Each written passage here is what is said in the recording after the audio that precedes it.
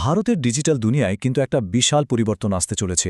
আমাদের personal data মানে আমাদের ফোন নম্বর থেকে শুরু করে আমরা কী পছন্দ করি, এই সব কিছুই তো এখনকার ডিজিটাল দুনিয়ার কারেন্সি, তাই না?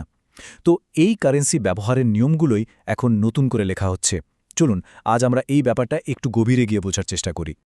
আচ্ছা, দোকানে কিছু কিনলে বিল করার সময় ফোন নম্বর তো প্রায় চায়, তাই না? এটা আমাদের সবার সাথেই হয়েছে। কিন্তু খেয়াল করে দেখবেন, এখন আর আগের মতো জোর করা যায় না। কেন বলুন তো? কারণ পরিস্থিতি এখন অনেকটাই বদলে গেছে। আর এই বদলের পেছনেই আছে একটা নতুন আইন, যেটা আমাদের ডিজিটাল অধিকারকে একদম নতুন করে সাজিয়ে দিচ্ছে। আমাদের পার্সোনাল ডেটা যে কতটা মূল্যবান সেটা আমরা হয়তো সবসময় ভাবি না, কিন্তু বড় বড় কোম্পানি থেকে শুরু করে সরকার পর্যন্ত সবাই কিন্তু এই ডেটার পেছনেই ছুটছে। তো আমাদের এই দামি সম্পদটাকে সুরক্ষিত করার জন্যই ভারতে একটা নতুন আইন এসেছে, আর এই আইনটা ডেটা ব্যবহারের পুরো খেলাটাই বদলে দিতে চলেছে। তো এই যে নতুন নিয়মকানুন, এর নাম হল digital personal data protection act বা সংক্ষেপে ডিপিডিপি অ্যাক্ট ২০২৩, আর এর সাথে আসছে ২০২৫ সালের নিয়মাবলী। আচ্ছা, এই আইনের শুরুটা কিন্তু হয়েছিল আরও আগে, ২০১৭ সালে, ঠিক তখন যখন সুপ্রিম কোর্ট একটা ঐতিহাসিক রায়ে জানিয়েছিল যে আমাদের গোপনীয়তার অধিকার একটা মৌলিক অধিকার। এই স্লাইডে আমরা পুরো জার্নিটা দেখতে পাচ্ছি। ২০১৭ সালের সেই ঐতিহাসিক রায়ের পর থেকে ২০২৩ সালে আইন পাশ হওয়া আর ২০২৫-এ এসে সেটা পুরোপুরি চালু হওয়া, পুরো ব্যাপারটাই ধাপে ধাপে এগিয়েছে। আর বলাই বাহুল্য, এই আইনটা ভারতের ডেটা প্রোটেকশনের পুরো সিস্টেমটাকেই আমূল বদলে দেবে। তাহলে এই আইনের মূল ফোকাসে কারা আছে? আমরা, মানে সাধারণ মানুষ। আইনে আমাদের একটা বিশেষ নাম দেওয়া হয়েছে, ডেটা প্রিন্সিপাল। ব্যাপারটা খুব সহজ, যার ডেটা তিনিই ডেটা প্রিন্সিপাল। মানে যদি কোনো কোম্পানি কোনো ব্যক্তির ডেটা নেয়, তাহলে সেই ব্যক্তি হলেন ডেটা প্রিন্সিপাল। আচ্ছা, ডেটা প্রিন্সিপাল তো বোঝা গেল। এবার আসি আদের কথায়, যারা এই ডেটা সংগ্রহ করে, মানে বিভিন্ন কোম্পানি বা সংস্থা। আইনে এদের বলা হচ্ছে ডেটা ফিডিউশিয়ারি। যেমন ধরুন, কোনো সোশ্যাল মিডিয়া সাইট, কোনো ই-কমার্স প্ল্যাটফর্ম বা যে কোনো কোম্পানি যারা আমাদের তথ্য ব্যবহার করে। ডেটা সুরক্ষিত রাখার আসল দায়িত্বটা কিন্তু এদের কাঁধেই দেওয়া হয়েছে। তাহলে মূল কথাটা কি দাঁড়ালো? সোজা কথায় এই আইন আমাদের মানে ডেটা প্রিন্সিপালসদের হাতে নিজেদের ডেটার কন্ট্রোল ফিরিয়ে দিচ্ছে, আগের থেকে অনেক বেশি কন্ট্রোল। চলুন এবার দেখে নেওয়া যাক ঠিক কি কি নতুন ক্ষমতা আমাদের হাতে আসছে। একবার ভাবুন তো, অধিকারগুলো কতটা শক্তিশালী। এখন থেকে কোনো কোম্পানিকে ডেটা দেওয়ার আগে আমাদের কাছ থেকে পরিষ্কারভাবে সম্মতি নিতে হবে। শুধু তাই নয়, আমাদের ডেটা তারা কিভাবে ব্যবহার করছে সেটার একটা কপি আমরা চাইতে পারি। যদি দেখি কোনো তথ্য ভুল আছে, সেটা ঠিক করার জন্য বলতে পারি। এমনকি কিছু ক্ষেত্রে আমাদের ডেটা পুরোপুরি মুছে ফেলার জন্য অনুরোধ করতে পারি। আর হ্যাঁ, নিজের অধিকারগুলো প্রয়োগ করার জন্য অন্য কাউকে মনোনীত করা যাবে। মানে কন্ট্রোলটা সত্যি আমাদের হাতে চলে আসছে। আর সবচেয়ে বড় কথা কি জানেন? এই অধিকারগুলো কিন্তু শুধু কথার কথা নয়।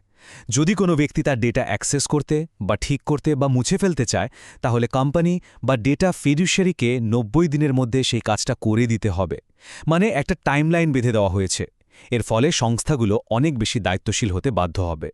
তো এতক্ষণ তো আমরা আমাদের অধিকারের কথা বললাম, কিন্তু মুদ্রার তো আরেকটা পিঠও আছে, তাই না? এই আইনটা কিন্তু ব্যবসার জগতেও একটা বিরাট পরিবর্তন এনেছে। কোম্পানিগুলোর জন্য একটা নতুন প্লেবুক তৈরি হয়েছে। তাদের অনেক নতুন নিয়ম মানতে হবে, আর না মানলে তার জন্য কিন্তু বেশ বড়সড় শাস্তির ব্যবস্থাও রাখা হয়েছে। অবশ্য কোম্পানিগুলোকে এই নতুন নিয়মের সাথে খাপ খাইয়ে নেওয়ার জন্য কিছুটা সময় দেওয়া হয়েছে। যেমন রেজিস্টার্ড কনসেন্ট ম্যানেজার আনার জন্য ১২ মাস সময় থাকছে। এই কনসেন্ট ম্যানেজাররা কিন্তু দারুণ একটা জিনিস। এরা আমাদের হয়ে বিভিন্ন প্ল্যাটফর্মে আমাদের সম্মতি বা কনসেন্ট ম্যানেজ করবে। আর পুরো আইনটা মেনে চলার জন্য কোম্পানিগুলো মোট ১৮ মাস সময় পাবে। তার মানে প্রস্তুতি কিন্তু এখন থেকে শুরু করে দিতে হবে। কোম্পানিগুলোর জন্য যে কাজগুলো করতে হবে তার লিস্টটা কিন্তু বেশ লম্বা। যেমন একজন ডেটা প্রোটেকশন অফিসার বা ডিপিও নিয়োগ করতে হবে। সম্মতি নেওয়ার যে প্রক্রিয়া সেটাকে আরও অনেক বেশি স্বচ্ছ আর পরিষ্কার করতে হবে। আর যদি কখনো ডেটা ব্রিচ হয়, মানে ডেটা ফাঁস হয়ে যায়, তাহলে সেটা ডেটা প্রোটেকশন বোর্ড আর ক্ষতিগ্রস্ত ইউজারদের জানানোর জন্য একটা পাকাপোক্ত সিস্টেম তৈরি করতে হবে। বড় বড় সংস্থাগুলোকে তো আবার নিয়মিত অডিটও করতে হবে। আর আগেই যেটা বলছিলাম, আইন না মানলে তার পরিণাম কিন্তু বেশ গুরুতর। সর্বোচ্চ জরিমানার অঙ্কটা শুনলে চমকে যেতে হয়, ২৫০ কোটি টাকা। ভাবা যায়? এই অঙ্কটাই কিন্তু পরিষ্কার করে দিচ্ছে যে সরকার ডেটা সুরক্ষার বিষয়টাকে কতটা সিরিয়াসলি দেখছে। এই বিশাল অঙ্কের জরিমানাটা ঠিক কখন হতে পারে? যদি কোনো কোম্পানি ইউজারদের ডেটা সুরক্ষিত রাখার জন্য যে রিজনেবল বা যুক্তিসঙ্গত ব্যবস্থাগুলো নেওয়া দরকার সেগুলো না নেয় আর তার ফলে যদি ডেটা ব্রিচ হয় তাহলেই এই বিপুল পরিমাণ জরিমানা হতে পারে। এটা আসলে কোম্পানিগুলোকে তাদের সিকিউরিটি সিস্টেম আরও মজবুত করতে বাধ্য করবে। আচ্ছা, সবকিছু তো ভালোই মনে হচ্ছে, কিন্তু এই আইনের একটা দিক নিয়ে বেশ বড়সড় বিতর্ক তৈরি হয়েছে। সেটা হলো তথ্যের অধিকার আইন বা আরটিআই এর সাথে এর সম্পর্কটা ঠিক কেমন হবে। প্রাইভেসি আর ট্রান্সপারেন্সি, এই দুয়ের মধ্যে একটা সংঘাতের আশঙ্কা করছেন অনেকেই। ব্যাপারটা একটু বোঝার চেষ্টা করি। একদিকে আছে আরটিআই আইন, যার মূল উদ্দেশ্য হল সরকারি কাজের স্বচ্ছতা আর জবাবদিহি নিশ্চিত করা। এর মাধ্যমে সাধারণ মানুষ সরকারের কাছ থেকে তথ্য জানতে পারে।